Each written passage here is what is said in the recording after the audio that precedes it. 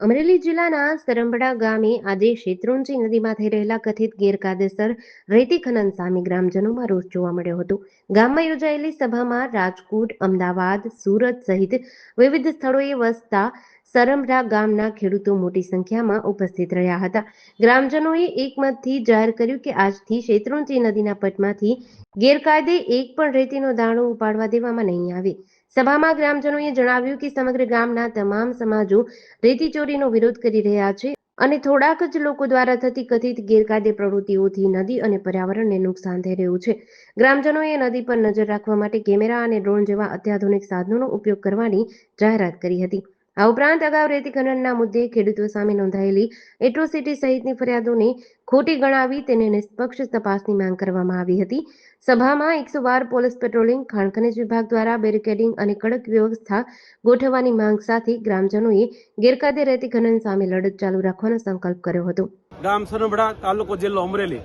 આજ રોજ સમસ્ત સરંબડા ગામ સુરત, અમદાવાદ, મુંબઈ તથા વડોદરાથી બસોમાં આવીને શેત્રુંજી નદીમાં આપ જોઈ રહ્યા છો કે અહીંથી 10 ફૂટનું રેતીનું સ્તર હતું, જે ખનન માફિયાઓના સતત ખનનને કારણે આજ આ હાલત આપને જોવા મળી રહી છે, જે ખૂબ જ દુઃખદ છે.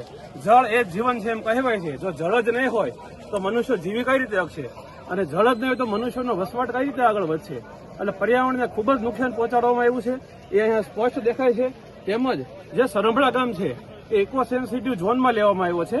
એટલે ઇકો સેન્સિટિવ ઝોન એટલે એવી વસ્તુ છે કે જેમાં પર્યાવરણને બિલકુલ આપણે નુકસાન પહોંચાડી શકીએ નહીં. તેમ છતાં આ ખનન માફિયાઓ દ્વારા સતત રેતીનું ખનન કરવામાં આવે છે અને નદીને નુકસાન પહોંચાડવામાં આવે છે.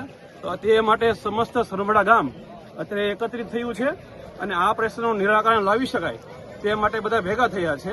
તો ઝડપથી આનું નિરાકરણ લઈ શકાય તે માટે તંત્રને અમે રજૂઆત કરીએ છીએ. આજે તારીખ 19ના રોજ સરંબડા મુકામે સુરત, અમદાવાદ, રાજકોટ વગેરે શહેરોમાંથી તમામ જોવાનિયાઓ આવી અને અમને જે સહકાર આપ્યો છે. શેત્રુંજી નદીમાં રેતીનું ખનન થાય અને પર્યાવરણ અને પાણીને બેને નુકસાન થાય, આવા સંજોગોમાં જે ઝુંબેશ ઉઠાવી છે એ ઝુંબેશ અમે જે યોગ્ય અને જવાબદારી સાથે નિભાવવા આપ સૌને વિનંતી કરીએ છીએ.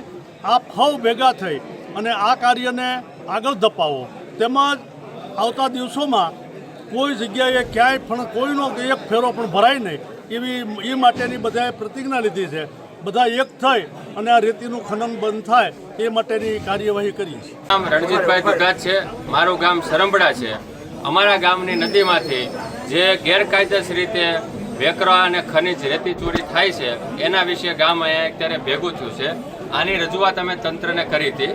તંત્રએ એવું કીધું છે કે 10-12 દિવસમાં તમારી ગામની સમસ્યાનો હલ થઈ જશે. જે કાંઈ રેત માફિયાઓ છે એને પકડી પાડવામાં આવશે અને કાયદાકીય રીતે જે કાંઈ યોગ્ય સજા, એની જે કાંઈ સજા છે સજા કરવામાં આવશે.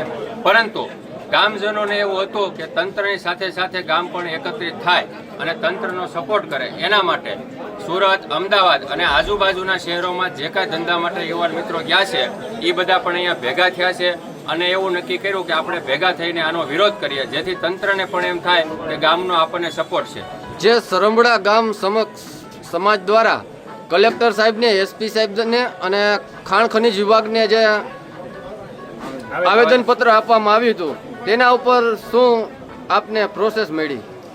એના માટે અત્યારે તો ગામની અંદર કોઈ રેત ચોરીની ઘટના થતી નથી અને કલેક્ટર, એસપી સાહેબે અમને એવું કીધું છે કે જે કાંઈ કોઈ તત્વો હતા એના ઉપર કાર્યવાહી ચાલુ છે. એના અમુક વાહનો પણ ડિટેન કરવામાં આવ્યા છે અને ખાણ ખનિજ વિભાગને પણ એવો નિર્દેશ કરશું કે સરંબડા ગામની બોર્ડર બાંધી દેવામાં આવે, જેથી કરીને આવા કોઈ રેત માફિયા હોય એને ખ્યાલ આવી જાય કે આ ગામ એકત્રિત છે અને ગામની અંદર તંત્રનો પૂરેપૂરો સપોર્ટ છે એટલે રેતીની કોઈ ચોરી થાય નહીં.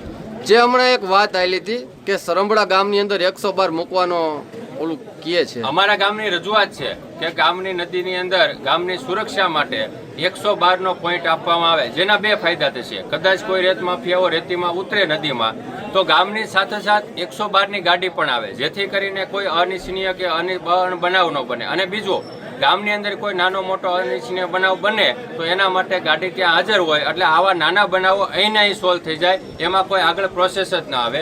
બીજું, કોઈ અસામાજિક ઘટના ન બને, કોઈ અસામાજિક તત્વો હોય એ પણ થોડાક શાંત રહે. અને અમારા ગામમાં જે એકતા અને અખંડિતતા છે, બધા પરિવારો સાથે આ ગામની અંદર 18 વર્ણ વચ્ચે છે. ગામની અંદર નાત જાતના વાડા વગર તમામ ધર્મો ઉજવવામાં આવે છે. અલગ અલગ ધર્મના લોકોને પણ એકાબીજાના ઘરે જમવાના, રહેવાના કે એકબીજાને મિત્રતાના સંબંધો છે બધા સાથે. અમારા ગામની અંદર ખૂબ એકતા છે, પણ આ 7-8 જણાના કે 10 જણાના કારણે આખા ગામની એકતા વિખાય છે. એ અમારે નથી વિખાવા દેવી. એના માટે અમે તંત્રને રજૂઆત કરી છે અને અમે બધા એના માટે ભેગા થયા છીએ.